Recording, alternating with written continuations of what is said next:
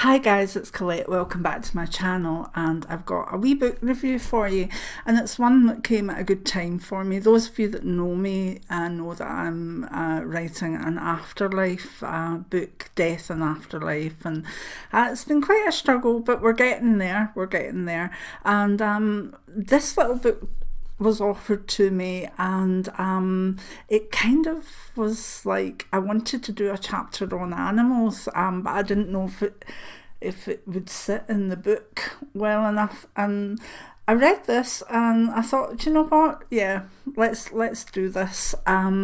So it's called The Soul Life of Animals, and it's Love, Consciousness and the Animal-Human Relationship by Hanne Jarh. And it's by Polar Publishing in London. Now, let's read the back blurb. This book brings together the many stories we have about animal contact with humans to ask a deeper set of questions. Do animals have souls? Do they survive death? Do they come back to us?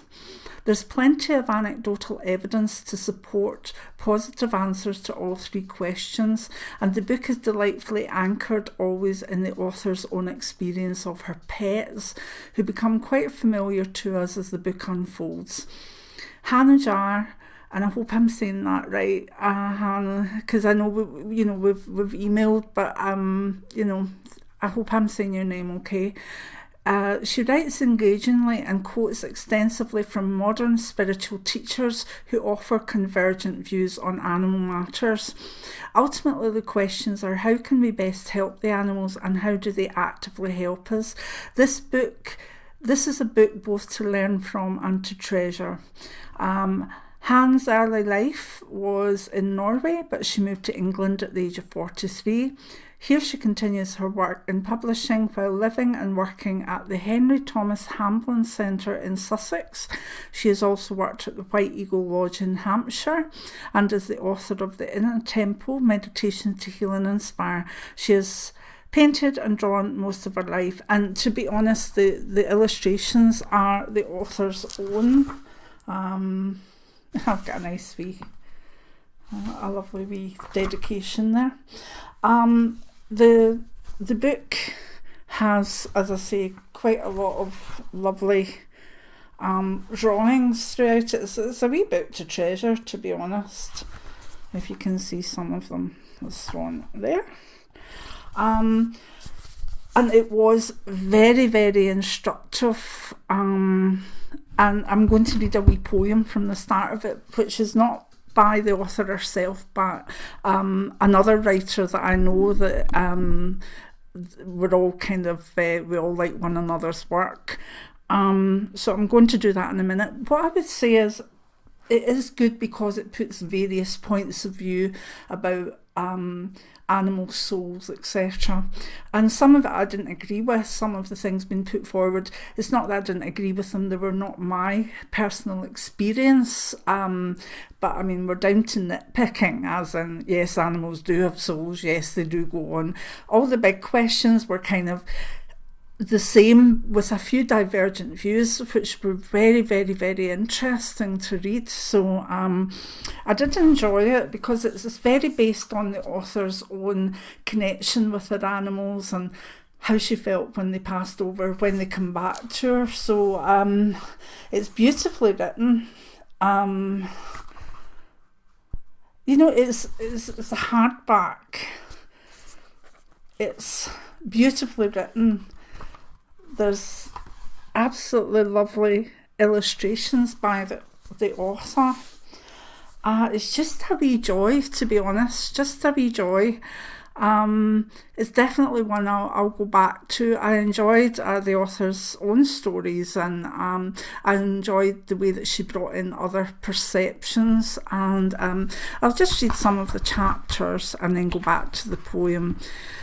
We've got animals she's known, we are human animals, and we've got stages of development, evolution of the life force, 5 kingdoms and their purpose. We've got bird kingdom, animals and angels. Do animals survive death?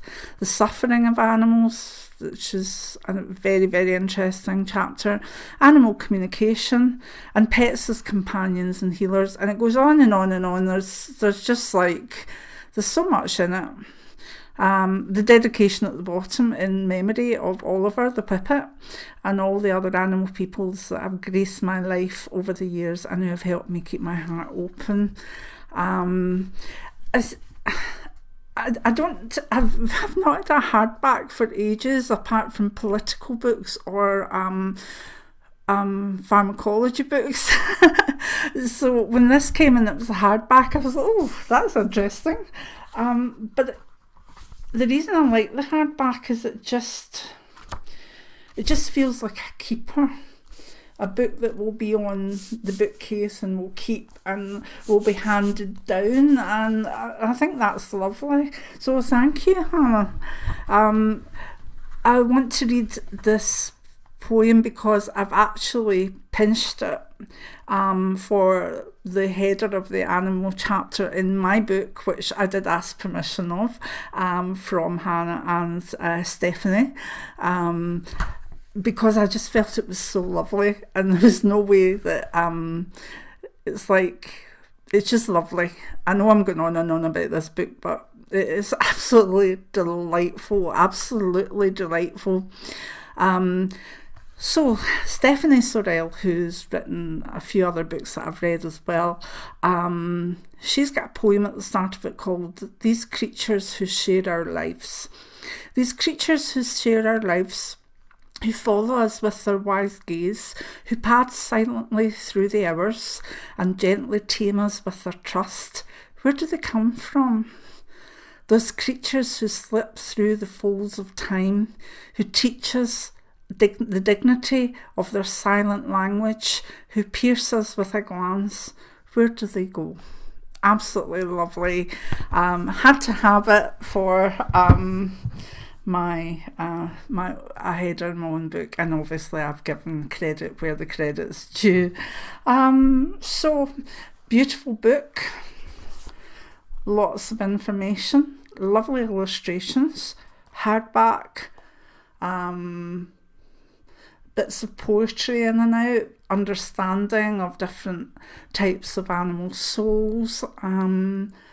Yeah, it's a keeper. Those of you that love animals will simply love this book, and I thank the author for actually sending me it and letting me learn from it, and also just enjoy the whole experience of the book itself with the illustrations. And thank you to Polar Publishing for making this possible, because there's not many spiritual books come out in hardback now. So thank you, and there is Hannah with her whippet, and thank you again. Love the book. Could talk about it for quite a while. It's just a wee joy, really, and a nice gentle book with a lot of love for animals and from the animals. Many blessings now. Bye.